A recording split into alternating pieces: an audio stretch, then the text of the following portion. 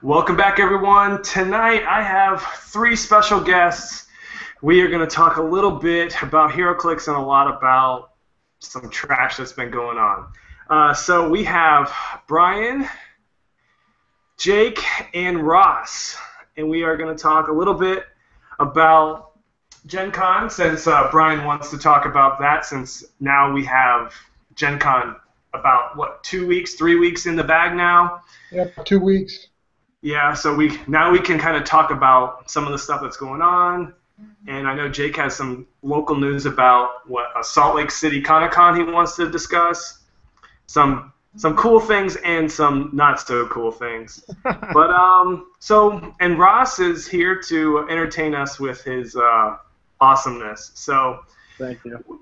we are going to get this started. This was going to be a little bit different, but we will interview Patrick in a couple days, hopefully. All right, guys, let's talk some Heroclix. I'll let Brian start, since that's actually,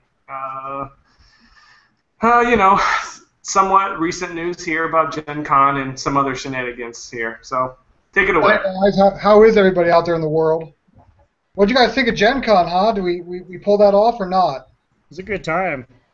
I'd like to have placed a little bit higher, but it was a good time. How'd you do, Ross? I think my team came 5th or something, maybe. I don't remember ever saying your name, Ross. I don't remember ever saying that. Who wasn't knocking you guys out, Ross? I wasn't totally embarrassed by the head judge at this point. Not this time. But So I think as an overall event, how do you think it went? Do you like the team thing? yeah, I thought the team event was the best. The sealed portion over those 2 days was almost like fun because the rounds were pretty quick. You could, play the new stuff that no one had really been able to play yet. So I think next year it should just be 2 team events, honestly. So do you guys like to see events more? Do you think that's more competitive?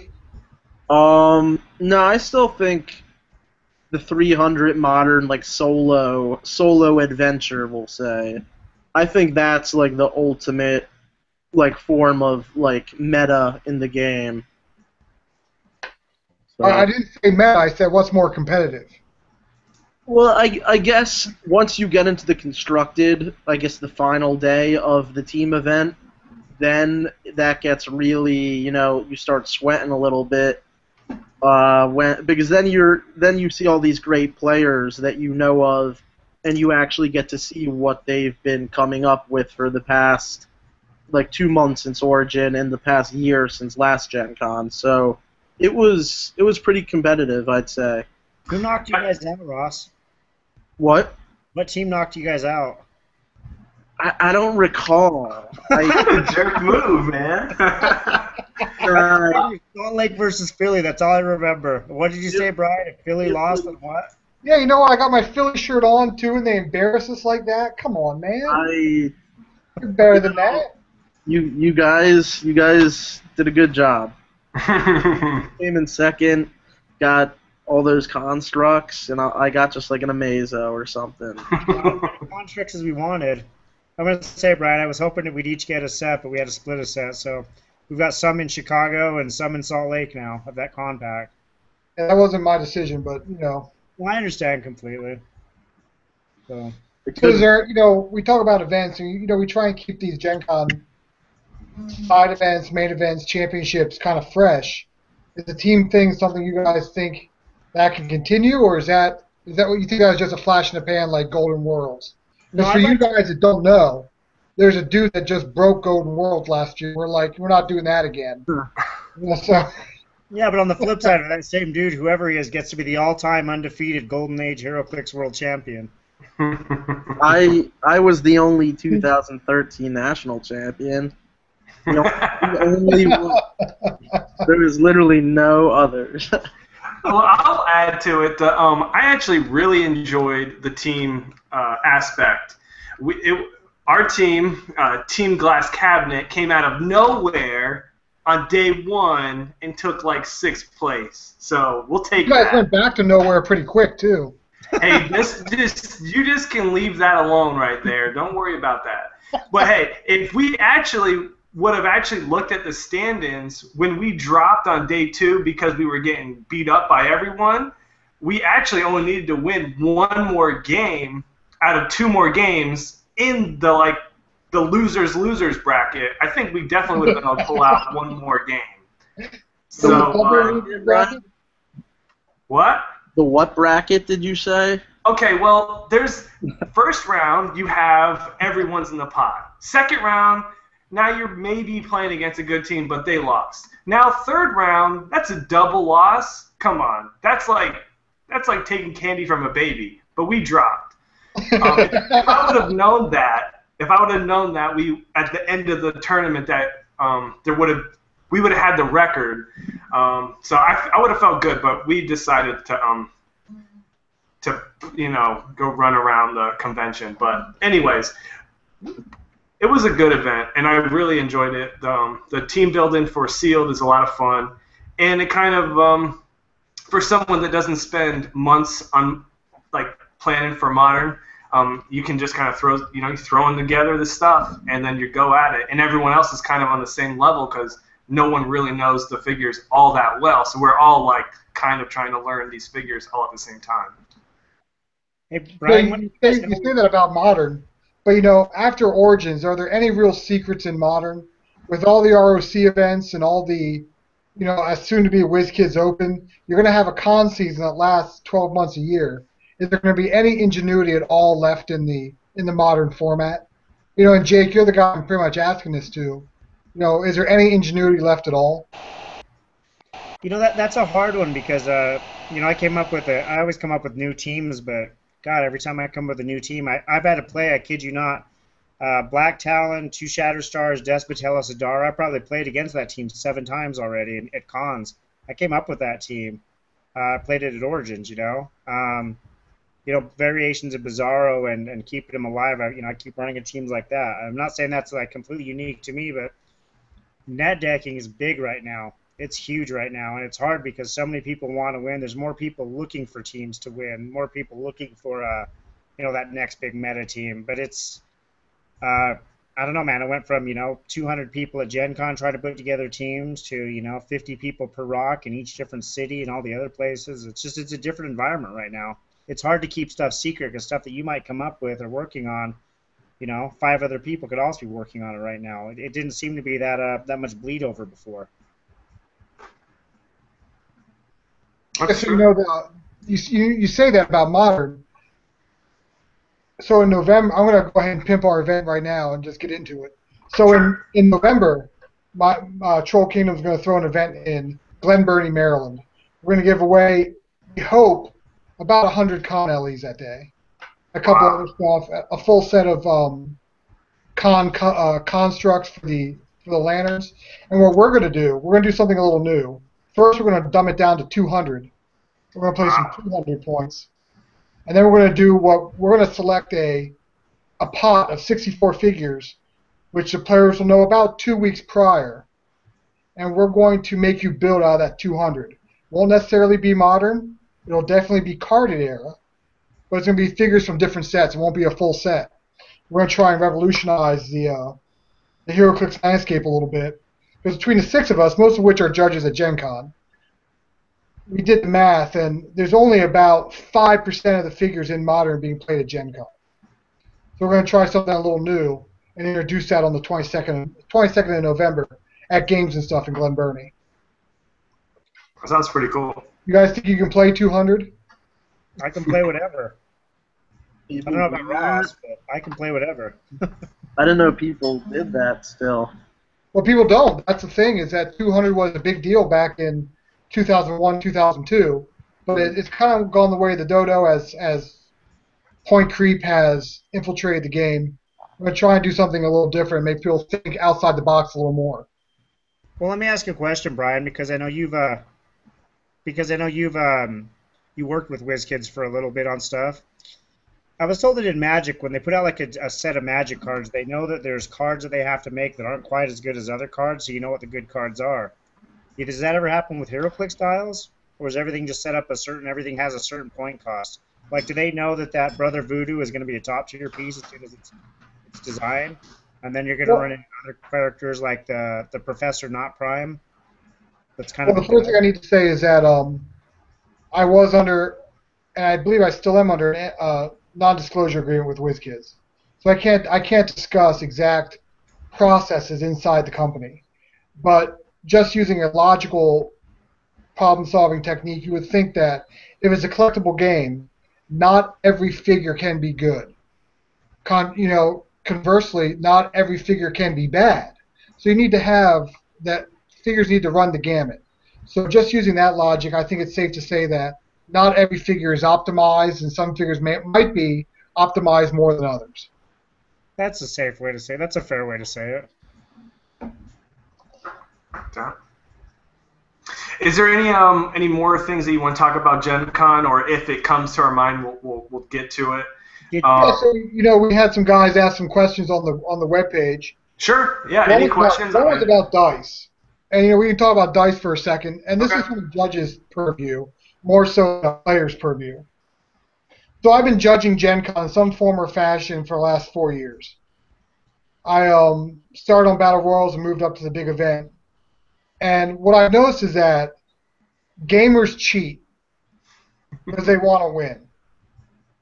I don't think anybody on this call is a cheater, but I do know that people cheat, and I have evidence of that. So an individual who, Jake, if you can find his name, that'd be great, as I would like to call him out. Matt Miller. Matt Miller asked a question about dice. If I were king, I would have dice provided at every event. At every Troll Kingdom event you go to, which is going to be a pretty big deal on the East Coast for the next few months, we're going to provide you dice. Because I don't trust you. I think you're a cheater. So, not Matt Miller's a cheater, just that people. No, not Matt Miller. Let me say that again. That might come off wrong. But Matt Miller asked a question, and I'm saying that I think that if given the opportunity to cheat, someone might take it. And instead of having to answer that question over and over again, I think it's easier just to give dice and eliminate that aspect of it.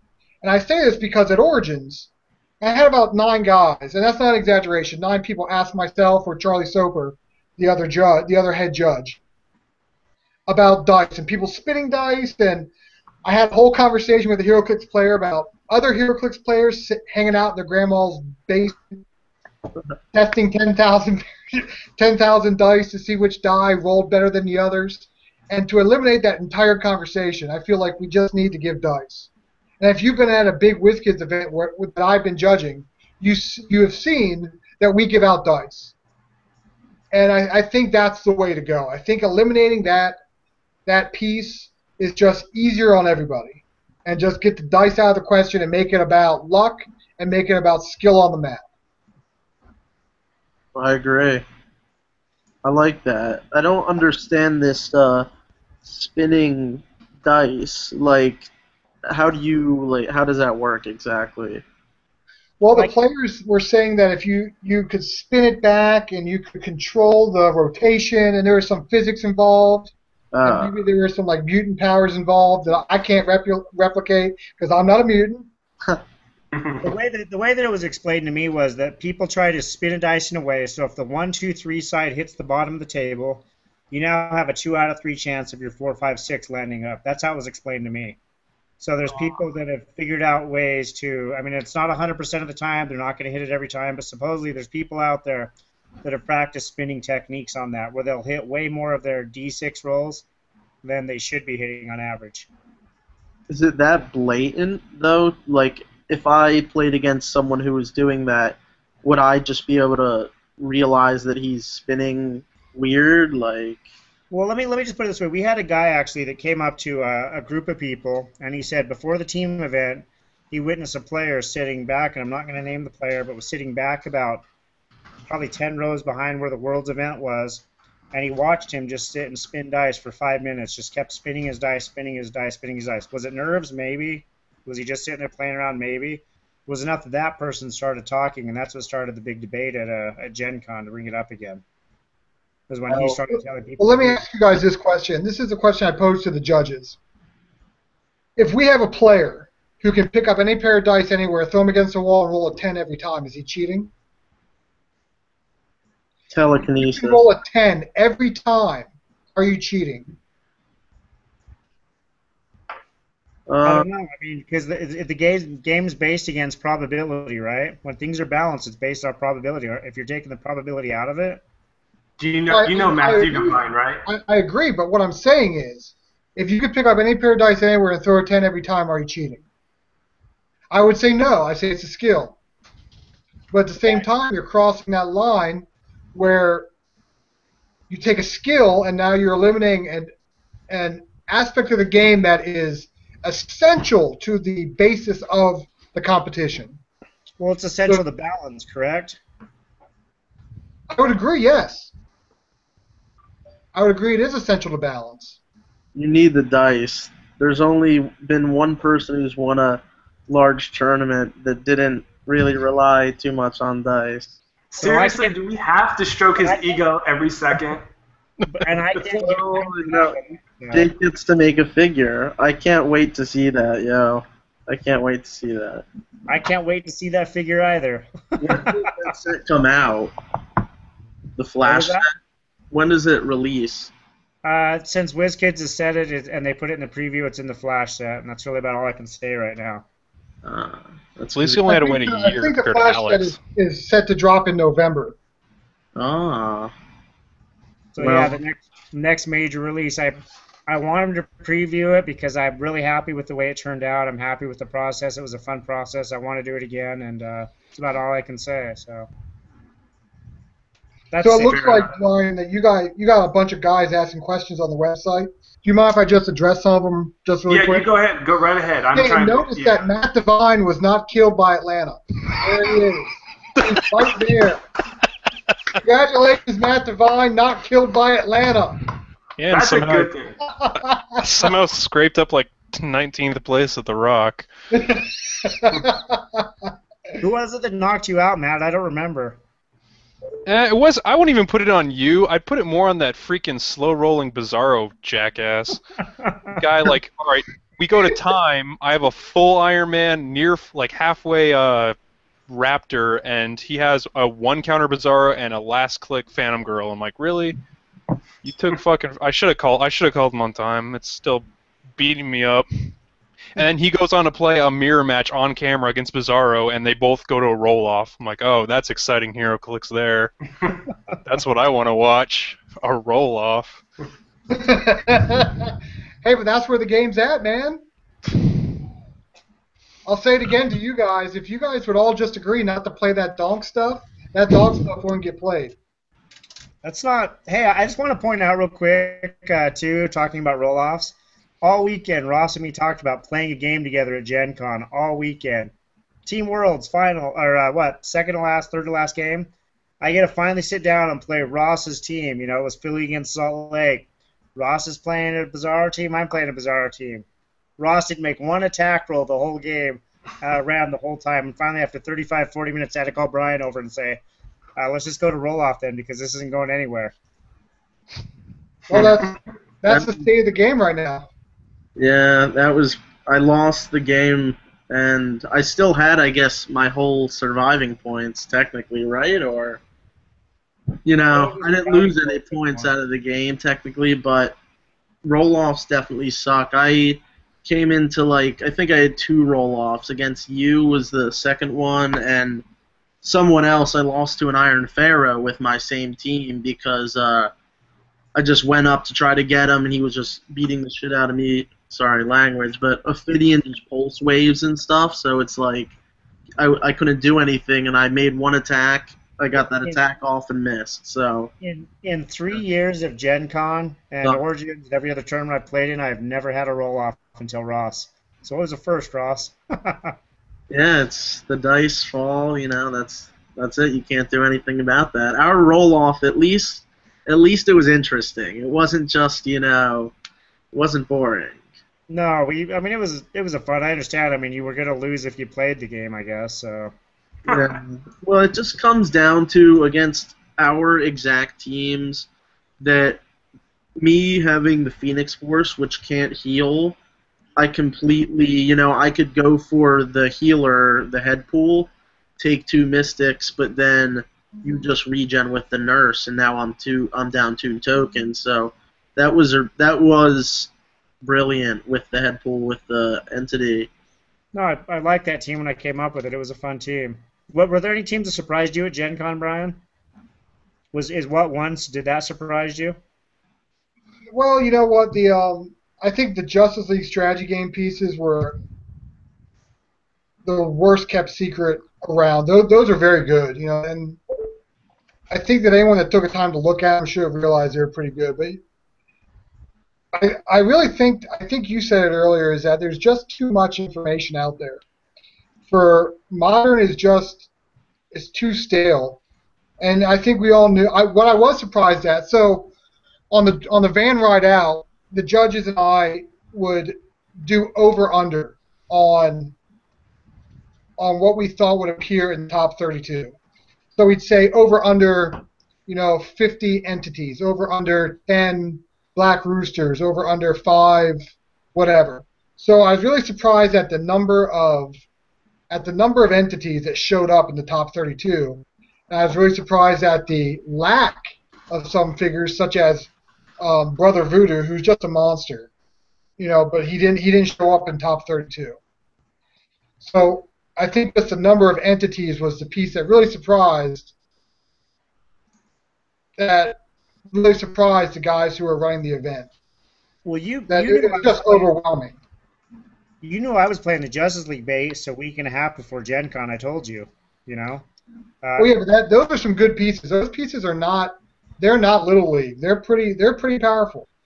And I still think if I hadn't kept my back out of my back base, it's just that one placement mistake. I would have been a top 4 team. Just that one stupid mistake, but it happens. Well, we did get to see how good the I can't remember who it was. It was in the semifinals. How good the handcuffs still are. That just locked down a New Mutants team base for real, and I was really impressed with that. The handcuffs cost us the Team World Championship. Right. That's what I'm saying. It's just unbelievable. Yeah, New Mutants base on its last click, and he hit his handcuffs roll. Handcuffed my friend John's team base, cost us the World Championship. They're as close as you can get. The belt is actually, I think, in general, for 14 points, the most lethal resource. You have all those con-exclusive night vision goggles. You can potentially have +2 to your attack every attack if you place your objects correctly. And Jake, we both played Bizarro. A well-balanced Phantom Girl belt team just ruins Bizarro. Especially having no prob on our teams, pretty much. That one cuff. Oh, I have prob from Entity. Oh, yeah, the Entity gets it, but it's like, imagine Phantom Girl with the belt carrying Ophidian, or Despotellus. Now you can try to roll out of the cuffs, but now you have a token on you to get poisoned by Despotellus, so right. That can lock you down. That's like almost like an auto lock against certain teams, like M10 Iron Man. That's game over right there. You were saying about auto locks and stuff like that. So if you're following the feed on Facebook, William Holland wants to know if there's anything out of Guardians of the Galaxy that you guys find that are going to affect the meta. Raptors. For three of you guys who are players, is there anything out there that the judges should learn about before the next big event that you guys are planning on exploiting? Raptors. There's definitely, I think, the one figure that, I don't know if people have been looking at him, but the Prime Captain Marvel, he is insane. If you have Energy Shield, he's giving you a 21 defense just off the bat. You get the 19 +2 from range, 21 to any character with Energy Shield. Any character with close combat reflexes gets that 21 up close, paired with Bullseye, and those two figures go amazing with, right here would be Bill plus Blind Owl Bullseye, Captain Marvel, and a resource, and you could add entities too. And that would, that can shoot through the whole map. And if against Pharaoh teams, one attack off with Marvel ensures at least 3 penetrating damage, and he can't attack you next turn. So. Or you can put with Ophidian on him and then throwing the sniper if you've got a big range pulse wave that shuts down whole teams. Ridiculous. No, it's a good figure. It's a good figure. Yeah, real quick, since Matt's on with this, Matt, you can give a better account than I have, but why don't you go over Dragon Con from your perspective? I noticed there were. I think there's still plenty of figures. Alex and I before Dragon Con, we tested out Captain Marvel for a little bit. We liked him. We were still under the impression that Copycat was a thing, and that's really proven not to be the case anymore. I mean, she'll still be out there, but people running scared from that figure should just take a step back and just play through it. Thane was a figure we're definitely looking at. He seems sick. It's just it's for 6 clicks and everything you get. He seems really good, especially paired with an entity. We're Raptors. Honestly, I played Raptors with M10 Iron Man. M10 Iron Man was the chump. Raptors pull their work and then some for 45 points. They're amazing with hammers. Eddie Martinez was running Proxima Midnight to mixed success. Again, honestly, he probably. I mean, if he had hit one roll, he probably would have taken out my M10 in one hit, but he missed and then just failed every shape change roll in the world, and then she died pretty fast. But she was someone we were looking at. She seems pretty sick. Someone was playing Thenosi at 100, I think. I didn't see how well that did. The big surprise, honestly, was another Prime, Dr. Spectrum. He seemed playing that. Yeah, Kevin Afruz is playing it in the Silver Age, and some guy his entire team was primed in the Saturday first event, the Heat 2 event. He was just playing Major Victory, Prime Dr. Spectrum, and he seemed to be doing well until I saw him try to running shot pulse wave a Silver Centurion, and the guy's just okay. It's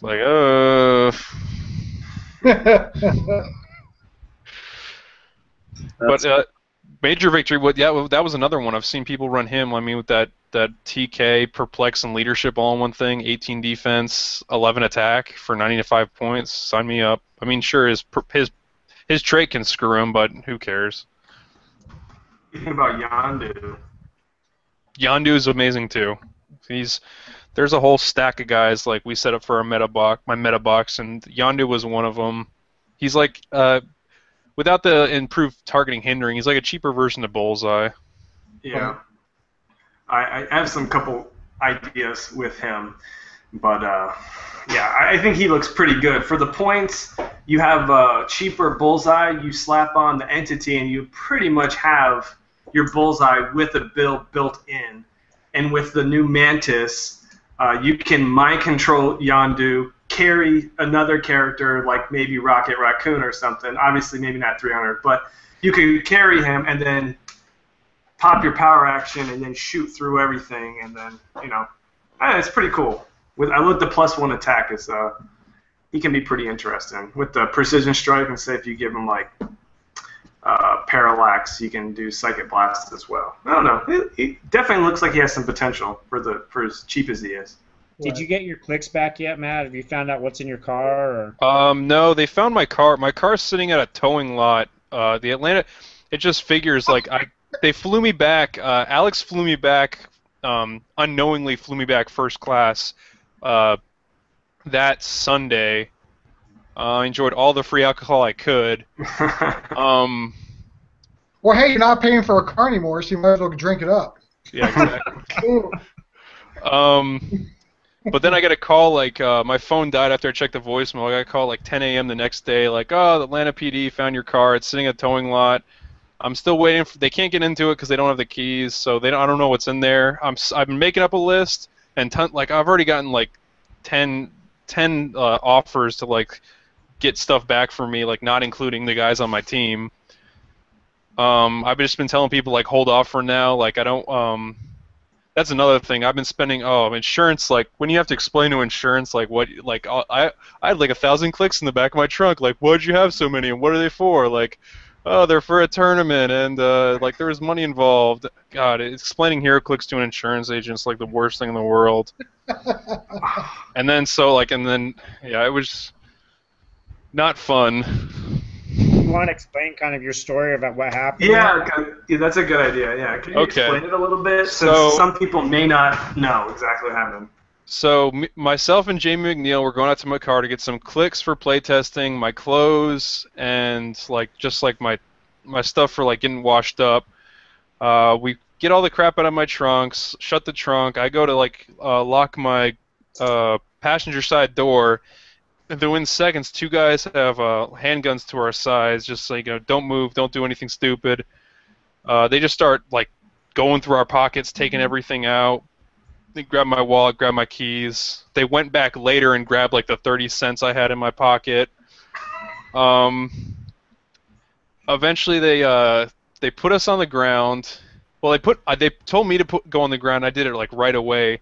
I know Jamie didn't go down right away, which is like why I was worried, because at some point they smashed the window of the car next to me and like glass rains on me. I thought they smashed his head into the window or something because he didn't get down as right away. Then I hear him drive off. You hear 2 shots, which was some guy who was in the parking lot. I guess he was getting something out of his car. I think he just went to McDonald's, because this is where you get this whole crazy story where this guy was I'm gonna say like a good. I'm pretty 80% sure he was high. I'll go high. He was 95% high when I talked to him. Okay. Well, yeah.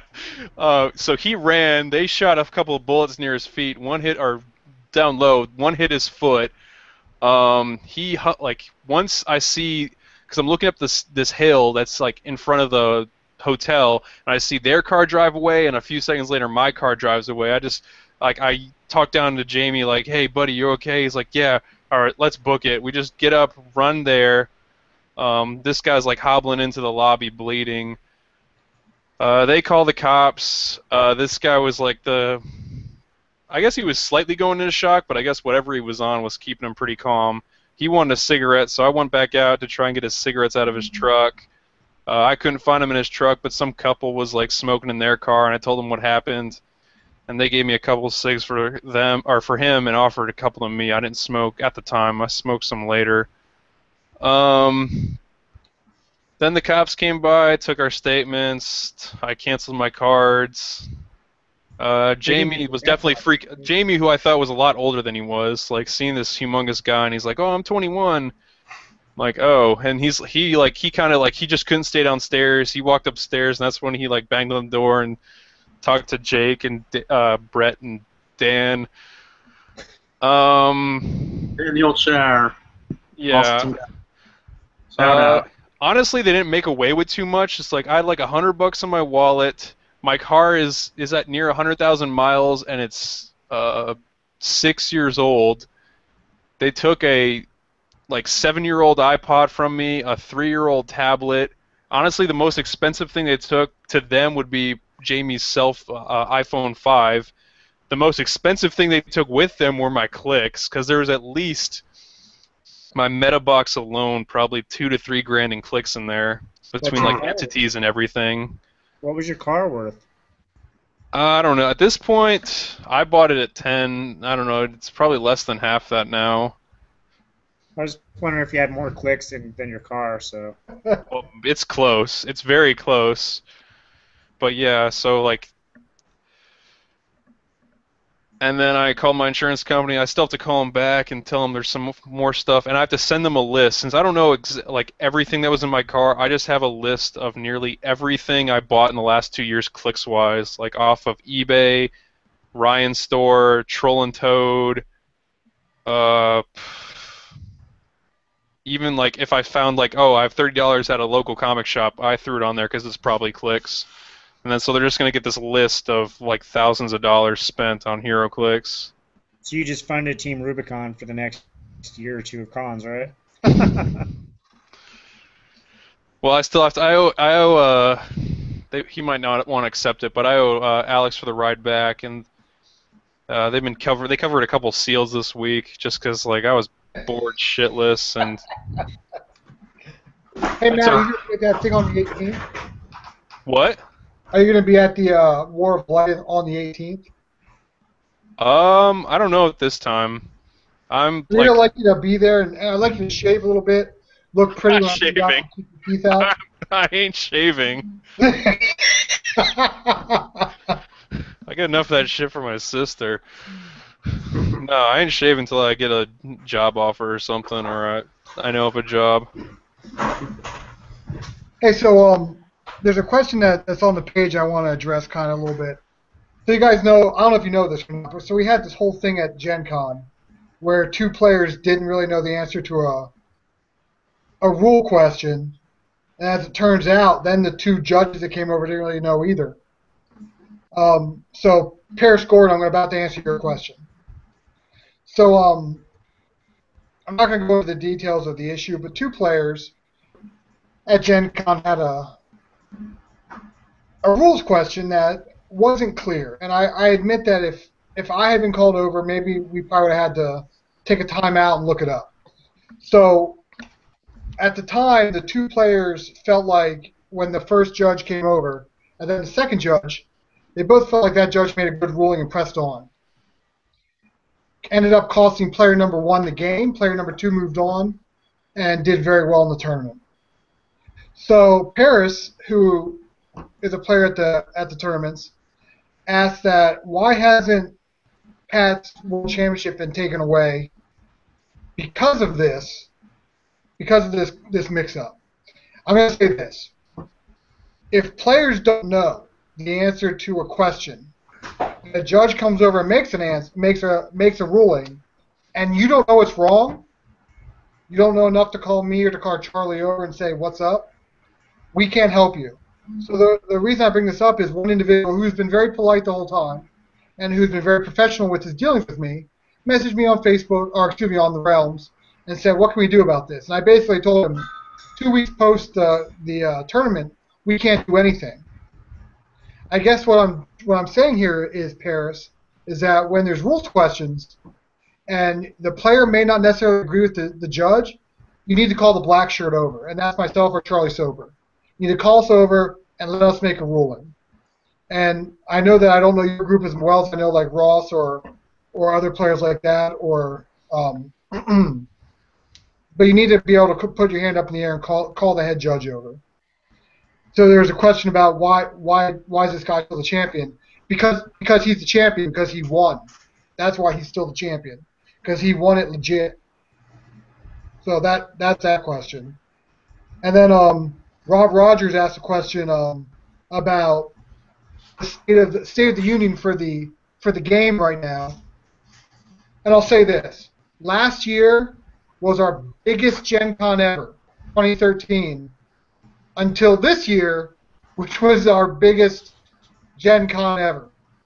So at least at the meta level and at the side event level and the Marvel Dice Masters level and the Star Trek Attack Wing level, the game is growing. I don't necessarily I don't listen to Chicken Little.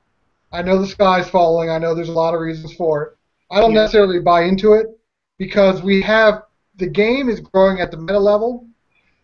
Like I said earlier, that we throw events in the Maryland area that are big. Every year we throw them, either they're Norm's Clips-a-thons or my con exclusive blowouts.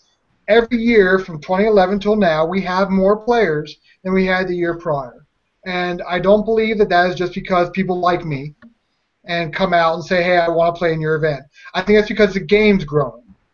And every Warlight event I go to, I meet new players that weren't there previously. And every constructed event I go to in the Maryland, Northern Virginia, Southern Pennsylvania, Western West Virginia, or Eastern West Virginia area, I meet new players that were not there previously. So no, I do not feel like there's a skies falling mentality with the game of Heroclix. My phone died, so whatever. So there was another question I was going to answer, but I am technologically inept, and I can't pull it off right now. Well, here's the thing about the game dying. The game's been dying for years, according to some people, and yet the cells locally just keep getting bigger and bigger.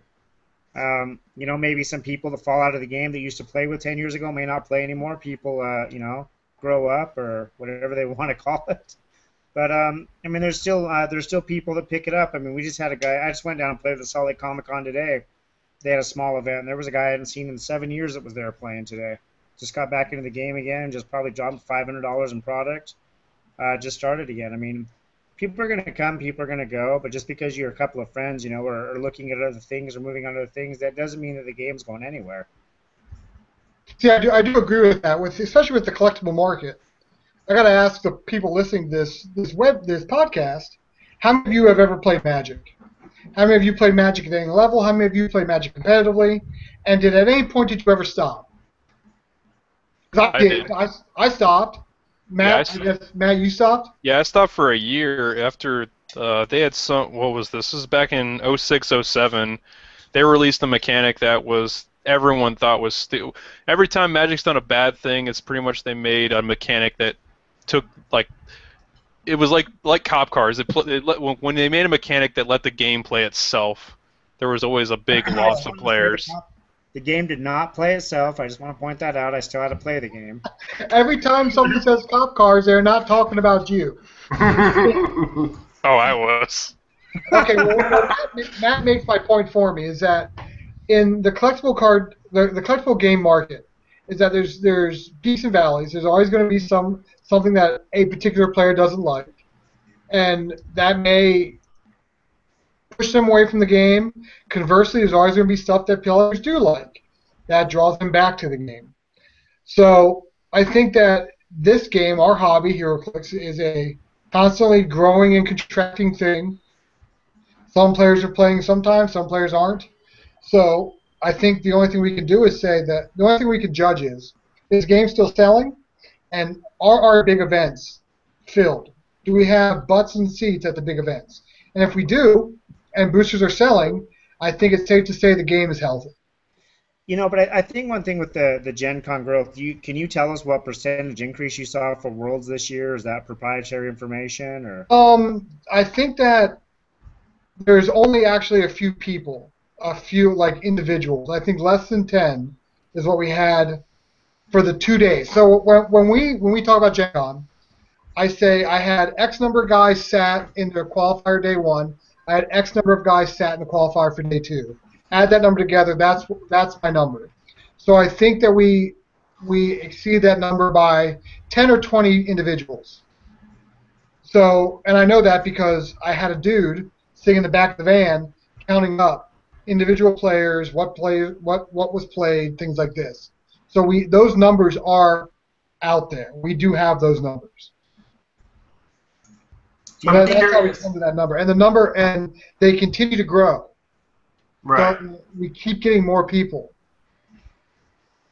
I'm curious because now that WizKids has changed from Gen Con to Nationals next year, how is that going to change the landscape? Because Nationals was, or let's just say Origins was Nationals, and now what is there going to be a national championship of Heroclix, or is that what this open series going to be? Like, I don't know if you know, but I'm just just throwing it out there, like hypothetically. Well, I do have to say that I do not know. Okay. I know there are conversations, a lot of different mechanisms they want to use, but to be honest, I was not in the conversations that decided that Origins was going to be Worlds. And I'm sure that's a business decision, not a game decision. Right. But I think the big thing that I know Jake and I have talked about before, and we've talked about on your program before, that the con season is now 12 months long. So I think that it is possible to create a national champion based on WizKids Opens, based on stats and things like this. I don't know if there's a plan for that at this point. Right. I would say, why not? Why is there not a plan? If we're going to keep playing big events inside, based on national borders, America, Canada, Mexico, European continent, things of this nature, why are we not counting those numbers up? So I can see in my head based off no official conversations, but I can see where there might be a way that we can put those numbers together and start a tracking process, especially with the new WizKids event system. I think it's very easy to think about how to do that. Yeah, I'm thinking the same thing, that there definitely could be a national champion coming out of that, and then Worlds now being at Origins. Now, I've never been to Origins, but from what I hear, there's just more room and more space to play the game. So maybe I'm guessing that's probably why they wanted to change it. And we have to keep in mind that Origins is in Ohio. Right. Who really wants to go to Ohio? Let's be real. Well, I will say this: downtown Indianapolis is way more fun than downtown Columbus. That's because it's in Ohio. I definitely think because I think WizKids is finally like coming to the realization that if they want to push, especially on the meta scene and the competitive scene, that they have to have a consistent year-long competitive scene, because you can't keep just doing like this 3 months of this summertime competitiveness and the rest of the year it's pretty much dead. You can't do it like Magic has to, like, that's what Magic has. They have like between Pro Tours and Grand Prix and then Pro Tour qualifiers, they have something every weekend and in nearly every area. It's not hard for a person if they want to qualify for something, they just need to look for it. So I think WizKids has realized they have to do the same thing if they want to reach even a fraction of a competitive level that games like Magic have reached. Can I say something about the Magic Heroclix comparison? So I use that a lot is because I think anyone who plays Heroclix at one time or another has played Magic. I've never played Magic.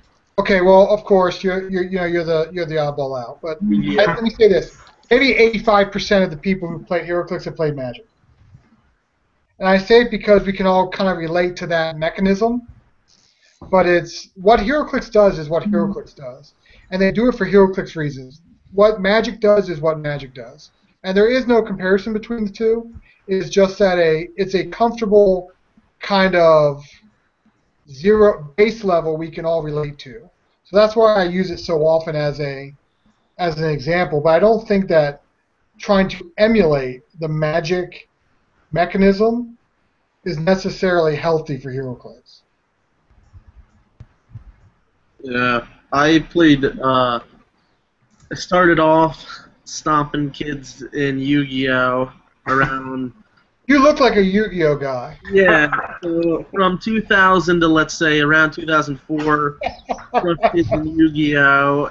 I've done all right in Heroclix, but now that I can play Yu-Gi-Oh! Clicks and stomp people and playing Heroclix, it's the best of both worlds. And there's that new preview for the triple Blue Eyes. Not very good, but it's cool that WizKids is finally bringing Yu-Gi-Oh! Back to life after that first wave. Just a real quick question, because you said stomp kids. Are you the best player in Philly, Ross? Of Heroclix? Yeah, are you the best Heroclix player in Philly? In Philadelphia, well, it's pretty.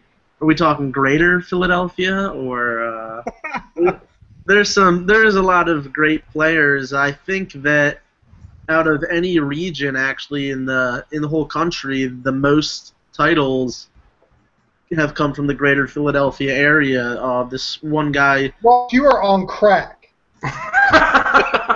I'm talking. I will put my guys in the car and come kick the shit out of you guys any weekend you want. You guys are pretty good, but I saw this guy. He has a trophy from WizKids. Stephen Plasko, he plays at, Worlds and Origins. He was the 2000, or no, he was when it was Hyper Time. They did Hyper Time? Still won. My God, Ross, you were 7 when that came out. Yeah, I was 8, Brian. What the hell? I have a T-shirt older than that. Ross, you know what you're going to do? You're going to bring the Wrath of Troll Kingdom down on Philadelphia. And I love that city. But I will burn it down to make a point to you that you guys don't have it going on. Ask Virginia. Ask Matt Devine. They know what happens when you call out Troll Kingdom. I just I just gotta stop you right emotionally there. scarred. Where were you when we came to your house the next week? I didn't invite you guys. You guys came there and I was out of town. You guys said you guys can. Why don't you? softball. And Yeah, I would like to point out, excuses. Matt, just in case, 5-0. Wasn't wearing my shirt doesn't count. It doesn't Wait, count don't because the count guy who if you're invited wearing you your wasn't in the shirt. loop. Somewhere, I don't think he kept it. Just reads, what the fuck is a septipus? But I'm gonna keep this. Why is it shaking his head going, no, I gotta edit that word out. No, I can't. This is free for all, man. This is live. Yeah, it is live. It You happened. can't edit this. Where are the questions coming in at? I'm trying to find these questions, but I'm not seeing anything. They're on the Heroclix player page thing. Because I Where is thought that? they were on another page. The one on There Facebook? was a guy on there. So, there's a lot of questions on here that we're not answering on purpose because there's just some dicks in the community who I think we would do better without those cats. I don't know why they're still around. No one likes you. Just Jet.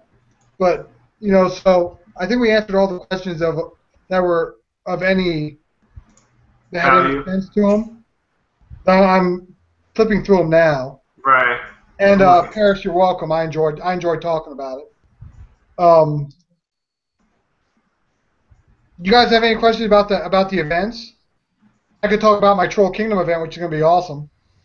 If you guys want to do that. Yeah, let's talk about that. So about 3 years ago, like I said, I got on with WizKids. I started doing this. I started doing the Gen Con thing. And prior to that, I was a pretty hardcore player. And I really enjoyed playing in the area. And the 2011 cons came out. It was the Wonder Woman and the Moonstone. And I could not get my hands on those at all. And partially was because no one in the area had them, other than the two guys who at the time were WizKids WizKids volunteers. So I couldn't get my hands on them. And it really kind of torqued me a little bit about not being able to get them. So when I got in, 3 years ago I started this what I call the Necromagist Con exclusive blowout. And it's not for me to make money or not for me to stroke my ego. It's for us to get the LEs that we bring home that are more than what we need out into the community. If you notice my eBay account, I don't sell that kind of stuff because it's not. I think it's better to get out to the community rather than trying to sell it and make profit on it. So I started this whole thing, and it was a really small event that we threw together in 10 days. Got 70 people. Everyone got a Con LE when we left. So next year we tried to do better. We tried to organize, actually put some organization into the whole thing, and we did really well. We had a good full-day event at a store called Games and Stuff in Glen Burnie, Maryland, which has a big gaming area. If you guys are at Clixathon, you know where it's at. That's the same place. That's the venue that Paris, don't make me come to Houston. I just read that. Yeah, I just did too. Nobody likes Texas anyway, except for Texans. And I will not have a problem coming down there because we're going to Canada in March. Nice. This comes from two guys who are Air Force, so we had to be there for 2 fucking months straight. I'm not going back to that heat. Fuck that. I was in Texas for a while. Okay, well, you may just have to come down there because that's serious stuff you're talking, Paris. I don't like that deal. But anyway, so we run this whole big event, and I felt like we need to get the Con LEs out to people because it's no good. It does me no good to have all these in my basement. So this year, we had 9 guys go to Gen Con. And we all threw all of our LEs in. We all kept a set, and we threw the rest in. And then so over the last 3 weeks, we've all been trading what we've had to try and get more. Because we want to make this the biggest event. Is he combing his beard while I'm talking? He might have. I think he I don't might even know how do you even compete with that? There's a man combing his beard. Nothing I have to say matters while he's combing his beard. Matt, just get it done, man. I'll sit here quiet, watch you do it. No, I just do it. I just do it on the side. It wasn't on the side. You're taking all my thunder. That luxurious beard. You look like a lion. That's what my teammates say.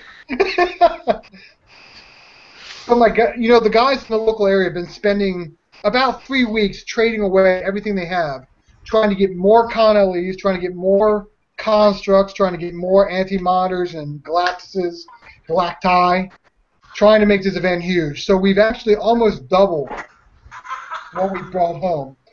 We hope to give away in the neighborhood of 100 LEs that day. We're not there yet, but we have 2 months to do it because we don't.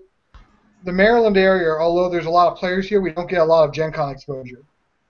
So we're trying to get that stuff out. And the event itself has grown beyond our borders. We have people from Philly, New York, Ohio, and Virginia come to our last one.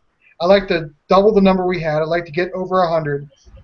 And Michigan, my wife says, we had a guy from Michigan. Patricia came from Canada. But she wasn't at my event, though. But she was at Clixathon this past year. Yeah, it's not the same. We run in the same building, but we are not the same. We are not Clixathon. That's important to remember. So we're going to try and give away about 100.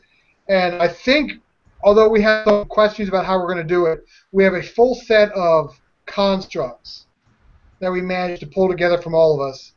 And we're going to give that away as, I think, our big prize. And at least currently, if you look at eBay, that's about an $800 prize.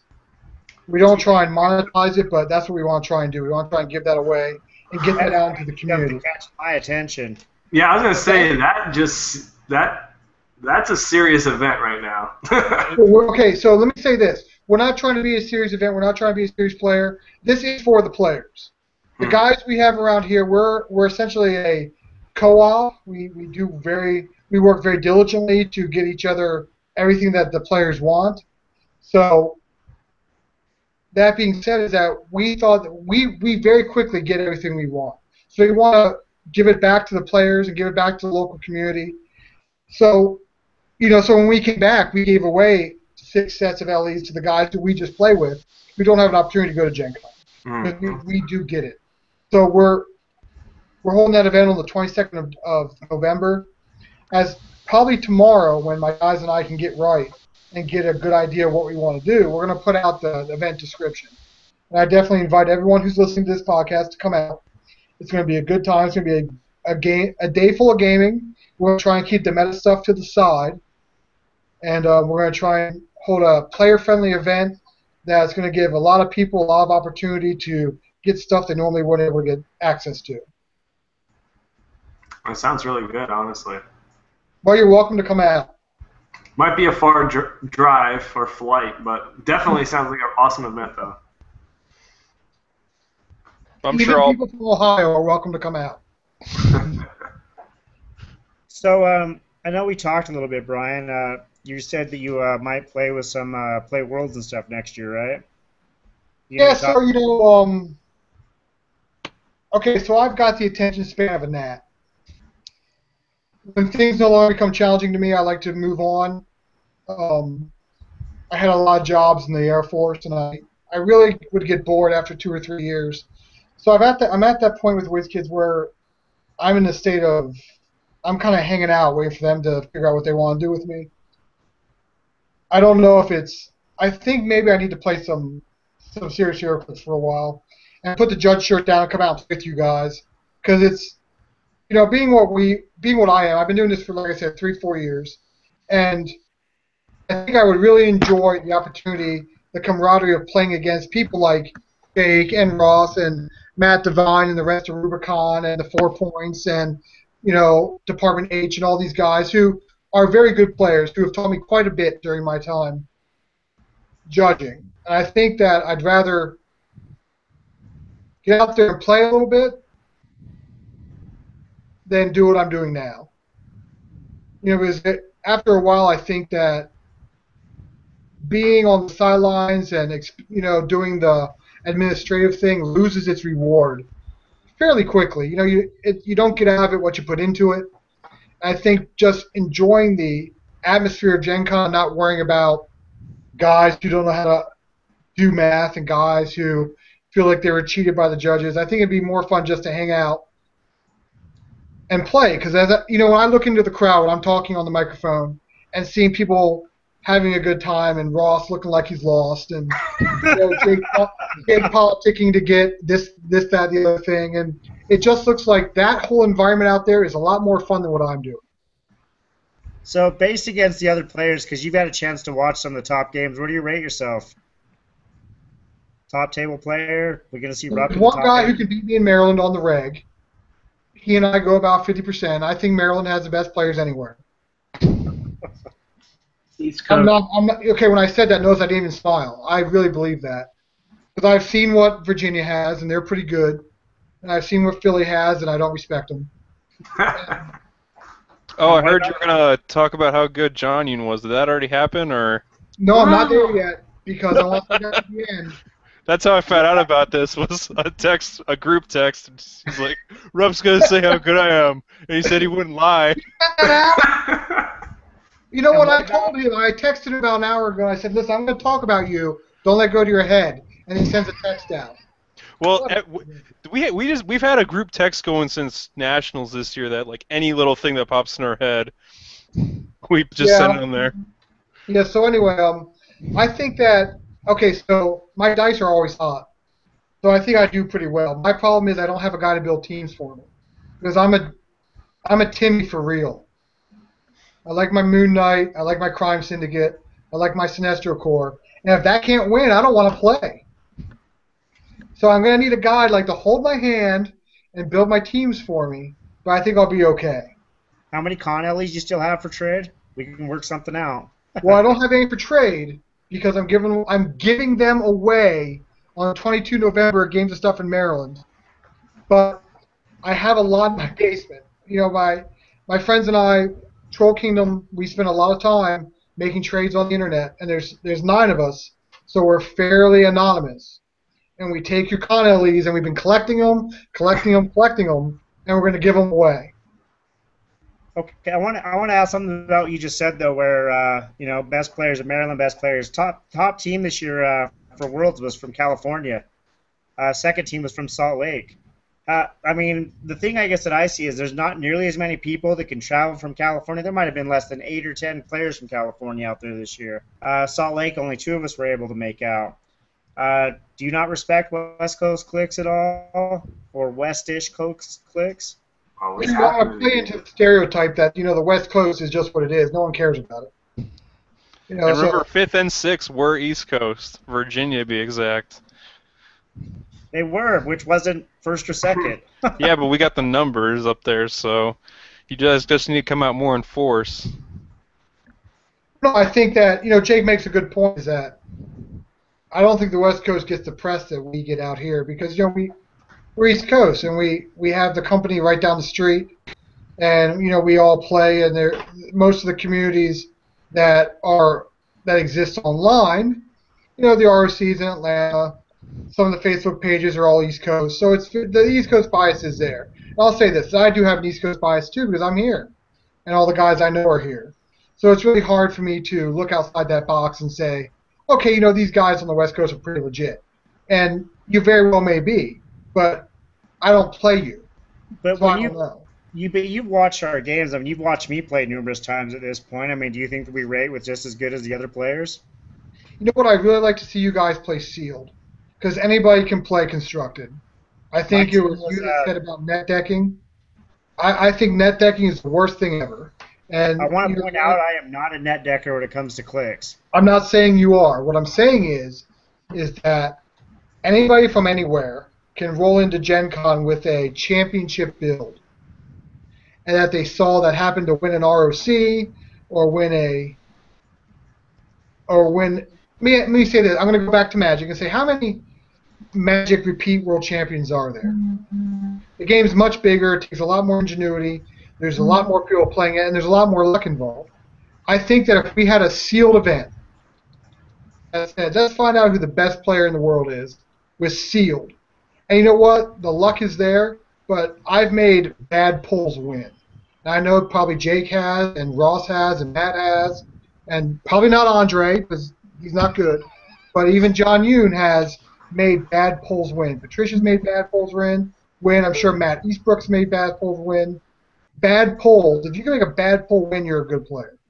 I believe that anyone can put an entity on Iron Pharaoh or Copycat or whoever the case may be. But if you can make sealed win, even in a bad sealed, you're a good player. I'd like to see more of that. No, I would love to. Sealed's by far my favorite format. By far my favorite format. I second that. I definitely sealed is really sealed is where it's at. If you can win sealed with bad pulls or even mediocre pulls, you automatically have to be somewhat of a decent player. Now, if you pull like what now lately right now is like Weaponer. Okay, you won with Weaponer. You're not, don't go bragging that you won the tournament with Weaponer. But but that's a good pull, So. Well, about the WizKids Open then, Brian, because I don't know how many conversations you had with them up to that point. I mean, is this something you think that they're going to keep expanding more? Are they just going to do it just this fall? Or are they going to keep expanding throughout the nation, different places? Do you think we'll see WizKids events for 12 months of the year eventually? Yeah, I do. I think that the ROC, for all the complaints I have about it, has a lot of attributes that prove that Heroclix can be played year long, year wide.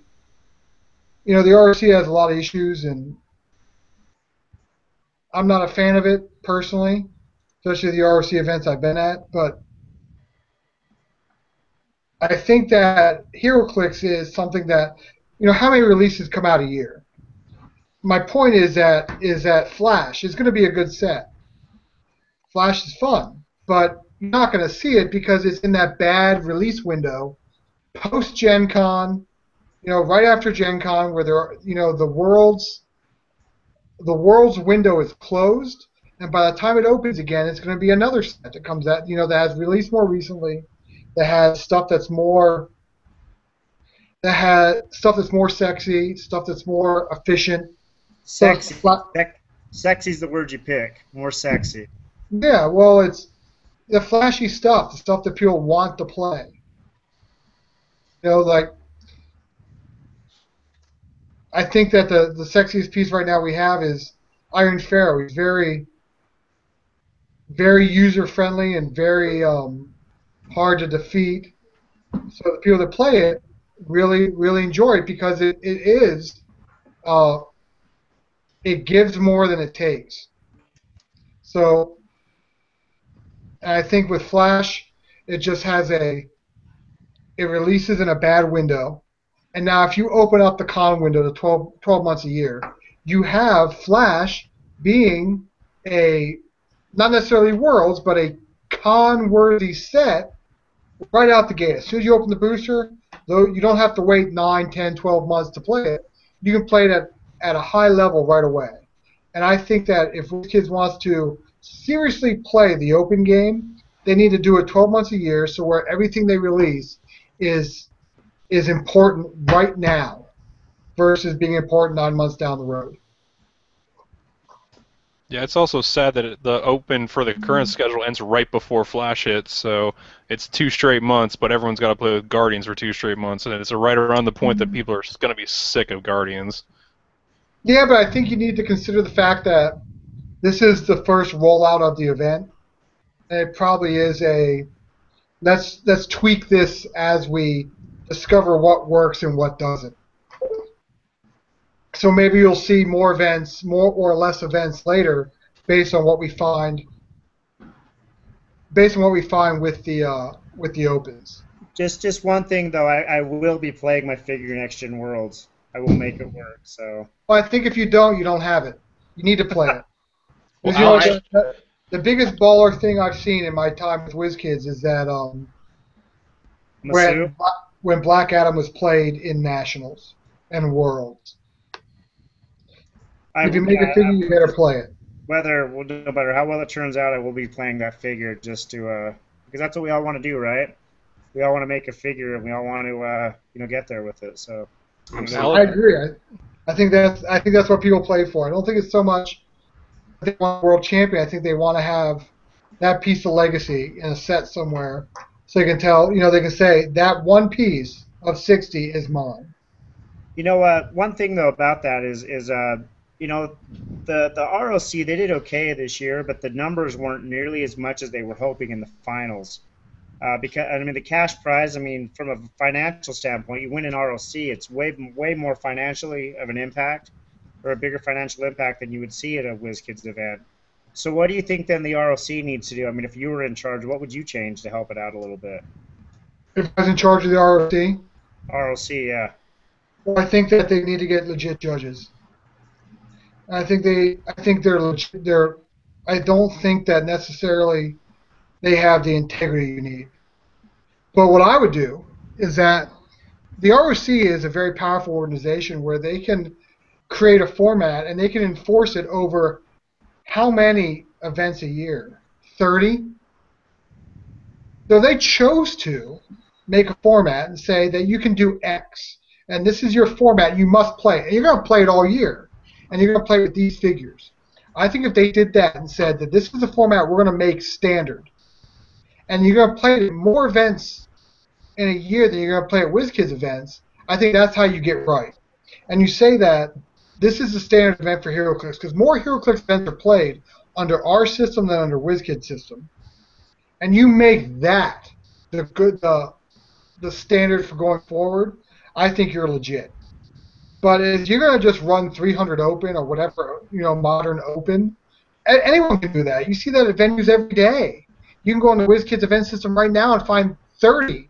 You can find 30 300 point events, modern events, within 50 miles of your home right now. Who wants to play that? Make something original. Do something bold and make a new format and make it your standard and go forward and gain that legitimacy that way. Don't tie yourself to 300-point modern. Anybody can do that. Yeah, that was one of my I liked seeing that they mixed up the formats a little bit, but I would much rather them have it like they take this whatever they declare their silver, the Rock Silver Age, and then they just from the beginning of the Rock season to the end, that's what you're playing. I didn't like where it's they mixed up all these formats. I don't want to have to plan for 3 different types of formats and make 3 different teams. But if you have me play something that I've been fine tuning all season, yeah, that's awesome. And especially if it's something where I don't get to play it every day.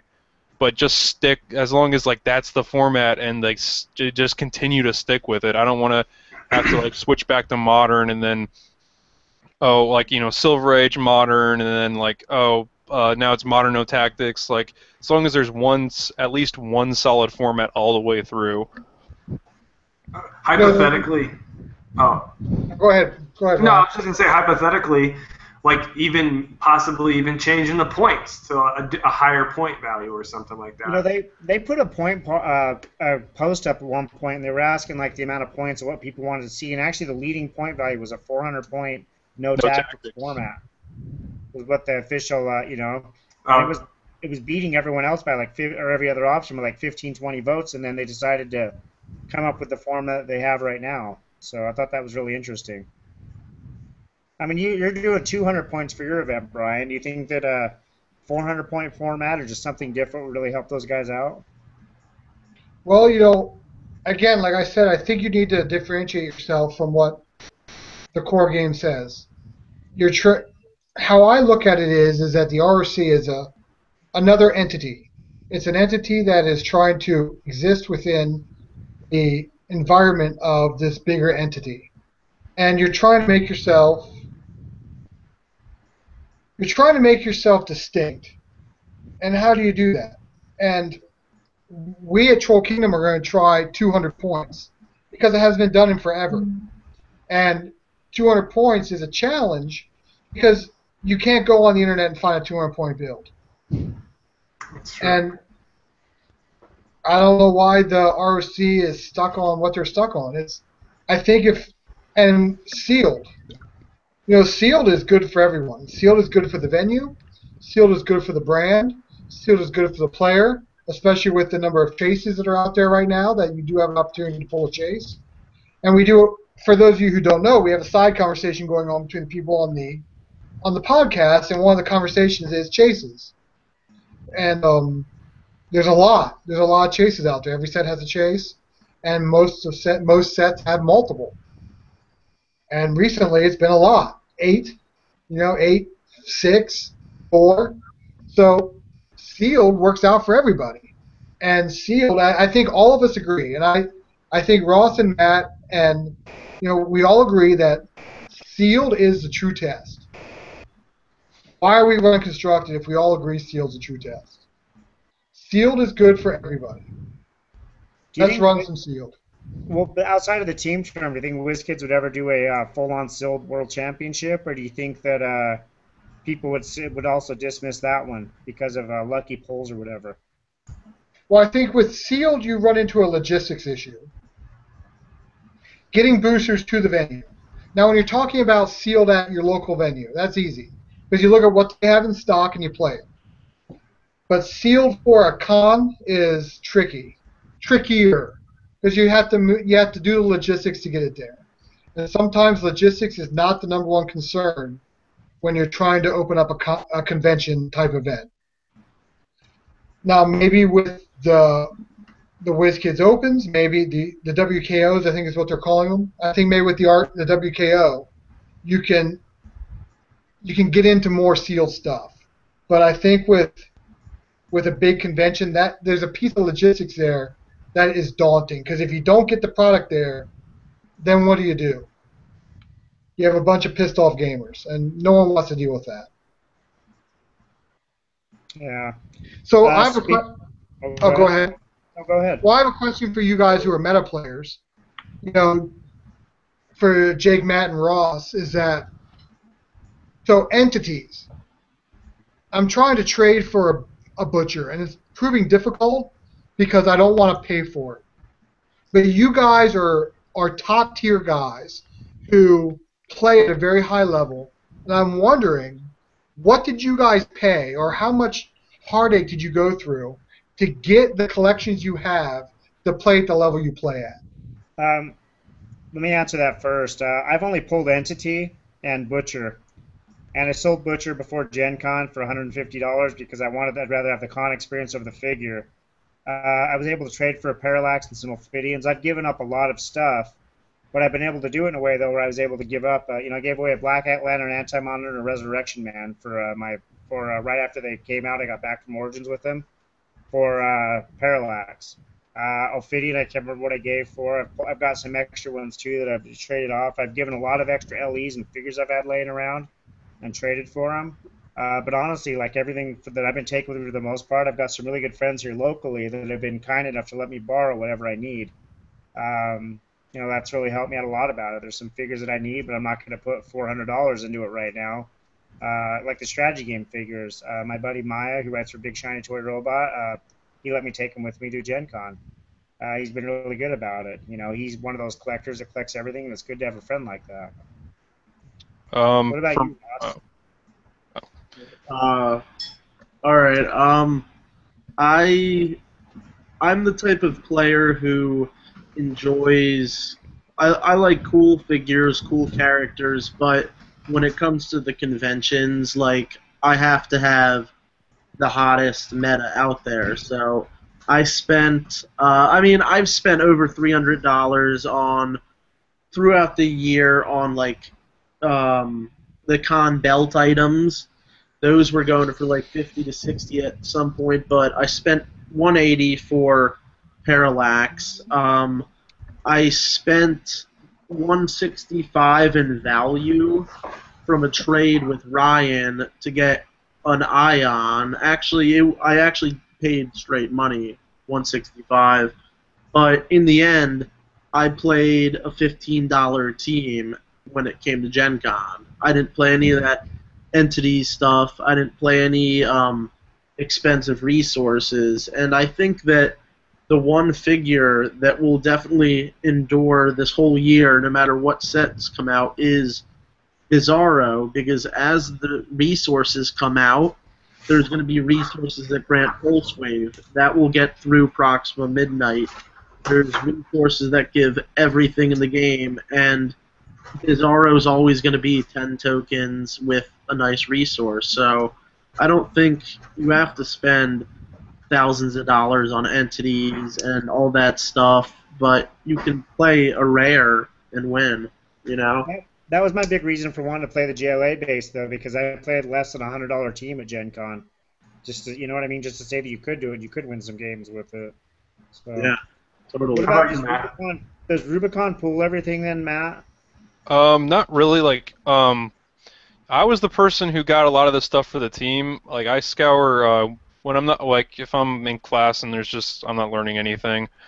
I just end up scouring eBay for stuff. I'm always watching deals, and I have a set price. Like if it passed this price, I'm out. Like I got Ion for 150. I paid a guy up in Ashburn, Virginia, at Huzzah Hobbies, like right before Worlds. I paid him $100 straight for a Predator. Was about to buy a Proselyte from another guy, but he had some emotional attachment to it, so I said whatever. I'm always looking for deals. Like I pretty much said that I wasn't ever going to pay more than 150 for a entity, and I have yet to. I got a Fidian for around I think 120, and I got some black hands for cheap because I have two. Or if they're sitting in my car, I have two black hands, a Predator, an Ion, and an Ophidian.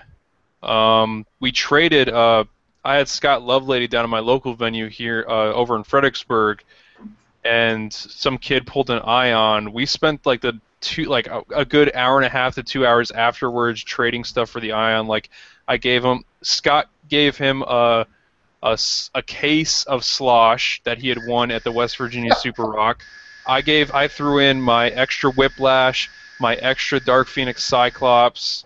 We threw in a whole bunch of marquees, a whole bunch of Fear Itself prize figures, AVX prize figures, and then he went over. Then Scott drove up north and picked up like a Batman CUR, a Superman CUR, a Hulk CUR, an ASM CUR, and all these other figures to trade for an Adara.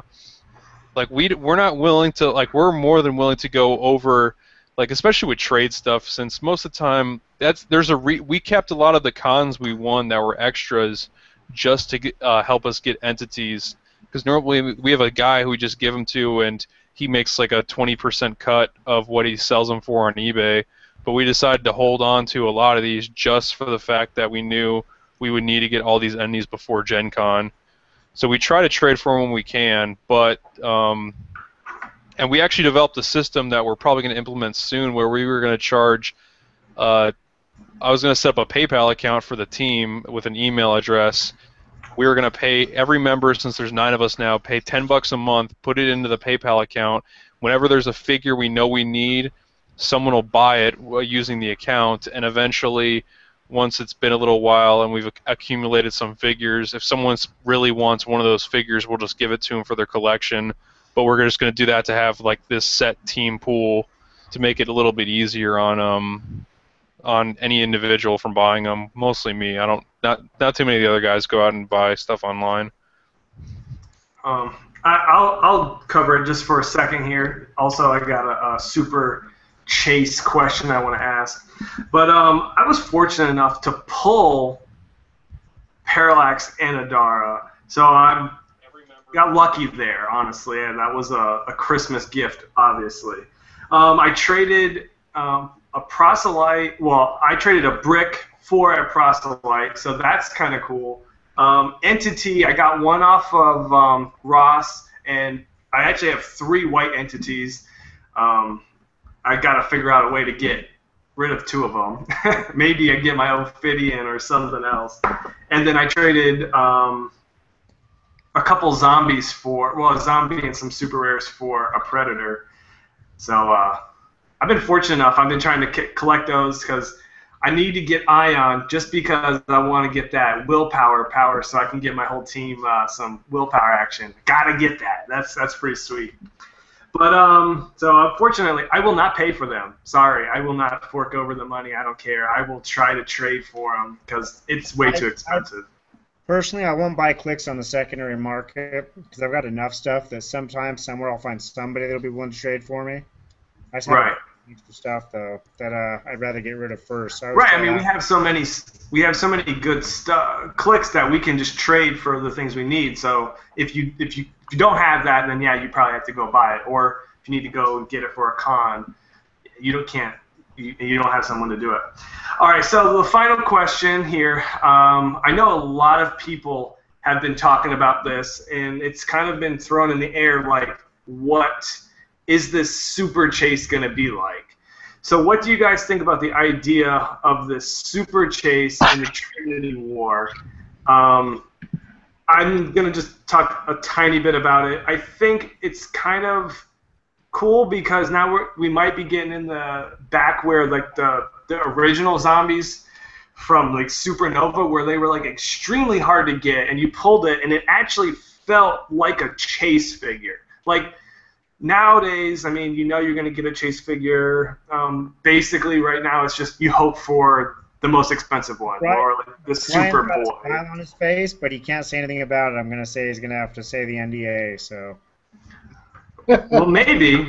Well, this doesn't necessarily have to be for him, but I don't know. What do you guys think about it? And then we can wrap this up because it was an awesome chat, but definitely lasted longer than it. But hey, that's what happens when you get some. I'll say this about the collectability of the game right now. I mean, we haven't seen over $100 figures for a long time. It's been a long time since you were pulling figures worth more than $100 out of a booster. What was the last one that was pulled worth over $100 as soon as you pulled it? Can you think of the last figure that was $100? Do we have to go all the way back to Arkham Asylum? I think Sinestro Batman. Sinestro Corps Batman was $100 for a while. The Batman's from Arkham but not forever. And the Crisis Superman. Yeah, Crisis Superman. Those were like gold. Yeah, I think Thor Frog of Thunder was over 100 for a little while. Thorbuster was always like the cheap one, and everyone wanted the frog. But I guess when we got to the con figures, the Superman and Superman, some of those are worth over $100, but those weren't pulled out of a booster. Going back to just purely booster figures, we haven't seen that for a long time. I don't think it's a bad thing for the game. I don't think it's a collectible game that you should expect to have every single figure that WizKids makes. That's unless you're going to put a ton of money and time into tracking them down. It'd be nice to have whatever it is just for the rarity part. Sometimes it's nice to pop down those rare figures on the table. But on the flip side of it, too, though, I don't think people need it. I don't think it's taking away from their experience if they don't have it. Unless you're Scott Lovelady. He has to have everything. But I agree with that. Like, I want the chases to feel like, like you were super lucky, knowing the odds, and especially now, like, I don't like the with the zombie chases with eight zombie chases, and like you're only getting one per case. Like, I know a lot of people, like, it does help sell packs, but for me, like, I step back from that. Like, I got my case and I'm doing sealed and whatnot, but I'm not gonna bend over backwards to get these zombie chases for no good reason. But I won't buy more packs because of it. But I love the idea that there's like gonna be they're floating out there somewhere as this mysterious ultra chase, and when you see that, as long as they don't make it super groundbreaking, that just like, which I don't think WizKids they know not to make something so far out of reach so awesome. Like all the old chases, they were good, but they weren't defining the meta. I don't know. That Superman used to beat the hell out of me. They were good figures. But they weren't beatable. Like I have the Lamppost Batman, and he's still, even by today's standards, a fantastic figure. But I doubt, like, I mean, with the Out of the Shadows and whatnot. But I mean, he's not meta defining. We got that later with freaking Nightcrawler. Yeah. From an outsider's view looking in, which is we've had the same rarity standard for how long now? When did it become standard that chases were part of the set? Web of Spider-Man, or the set after that? So the rarity standard has been pretty cemented in for 3 years at least. Maybe WizKids felt like it was time to shake it up a little bit. That's not a bad thing. It. Yeah, I like it. the game needs to be fresh. And I think Yeah. people have gotten stale of like the whole like there's so many chases and whatnot. Just chases just become like this other pseudo rarity that just I haven't seen people too like some of them were interesting. Every once in a while you got those good ones like the Phoenix 5 I thought were really cool, but then you got stuff like Prime's Titans where people I knew just couldn't care less, or the Spider-Man from ASM. Right. Just one last thing before we go here. It looks like Scott Porter has got his hands on some of the flash boosters. Isn't that the guy that did the Deadpool. Deadpool videos? Yeah. He just posted up on his Instagram that he just got him in. Yeah, I saw that too. That's the skittish kid thing, right? Yeah. I'd really like to. I'd like to ask where my flash boosters are, whiz kids. I'd like to see him too. I'd really like to see what's in that set. So. So. So we were talking about Gen Con earlier. Can I say one thing before I jet? Because it's almost midnight Eastern. No, So- yeah, we should definitely wrap this up soon. So the last time I was on this show, I took about 20 minutes out of the show's time to just smash the reputation of a guy named John Yoon. And I smashed it, and then I went offline and smashed it. Then I smashed it again at Gen Con. Like Chris Martinez's mom, I just would not get off it. So, I need to apologize because I don't know if you guys know who John Yoon is. He's a Rubicon guy who's a good kid. And I've never seen him win at an event, ever. I mean, even win. Competitive maybe, but 0-3, 0-4, hey, I'm going to go play Battle Royals, that kind of thing. At Gen Con, and this is part of my opinion about the meta, is that John Yoon, who's a good player, despite what I've said, he's a good player, went out and showed up at Gen Con and did well and really impressed me and really went far. I think he finished sixth.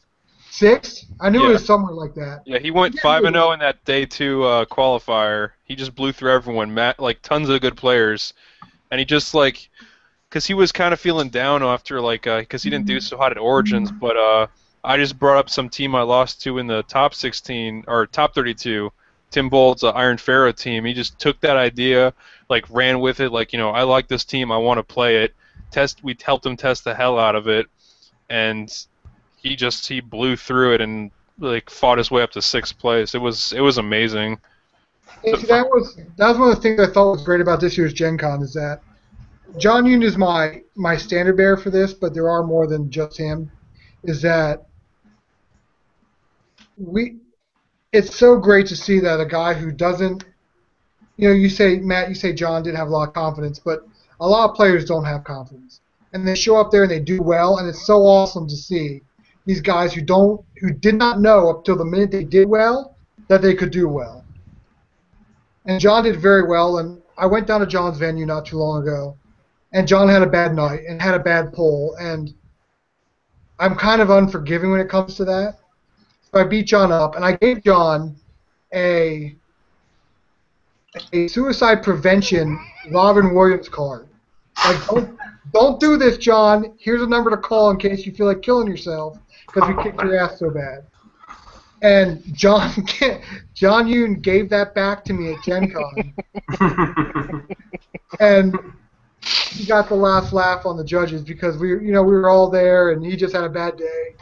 And he gave it back to me, and that was my best Gen Con moment, is that guy whose ass we were kicking verbally for weeks.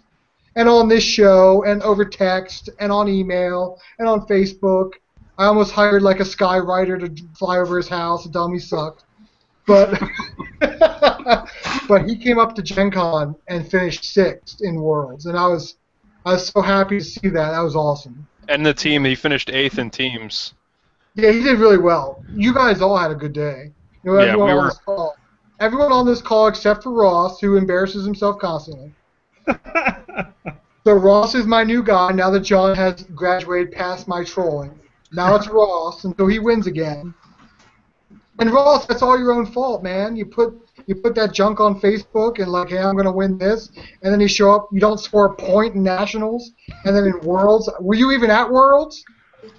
I was playing with my friends in a couple of events, you know. I think, to be fair, Jake's team, the Salt Lake, combination team, they eliminated us. But when we played the sealed event, which, as you said, the true test, we ended up sealing that deal. I think the past champion, Dan Joins, beat the 2013, and the past national champion beat the 2014 champ. So Philly's got some skills, and I think Brian, for your event, Philly's gonna bring the wrath. I hope you guys need to win something. I mean, man. You guys had like 3 national champions, a world champion. You had like 2 Lancaster County champions. Show up. We need to do something, man. You won an event once. Yeah. At least Jake has won multiple events. You're just like, you're kind of like that celebrity who goes like, I'm gonna have to think about it. You're like Kelsey Grammer, man. You were good once. I was a pioneer of the Alpha Strike. Oh, you're a pioneer. I did, I set up the Modern Age Worlds for 2013. So be it. And then I put the belt away, and I have some fun. I roll some dice and stuff, but, whatever. Okay, guys, you guys are out of control right now. I'd like to thank each and every one of you guys for sticking with us. Matthew, for coming in. They're a little late. That was kind of I didn't think you were going to make it, but glad you were able to make it and tell us live about your adventures in Atlanta. Oh, you'll also see I'm finishing up a full article along with, so it'll detail what happened to me along with a small tournament report with some props and slops and whatnot, and that should be up in the by mid next week, I'd say. Well, we'll all definitely be looking forward to that. So I want to thank you guys again, and I think we have a good group of guys here, and I definitely think we will be on again. Yeah. So thanks a lot, and I need to get to one of your tournaments, Brian, just to get you back here. I think the one you should go to is 22 November, Games of Stuff, Glen Burnie, Maryland. Troll Kingdom presents the Necromagus con-exclusive blowout number 3. At least 100 LEs given away. I can guarantee at least 1 full set of constructs giving away to our champion. We're going to try and keep it as low cost as possible. Please come out. We're anxious to see all you guys. Ryan, of course, you don't have to pay a tournament fee. Come on out. Let's do this. All right, I love it, man. I love it. All right, baby. All right, guys, take it easy and have a good night. And it is officially Friday on the East Coast. Okay. Woohoo, baby. Thanks, guys. Yep. Guys. Take care, guys.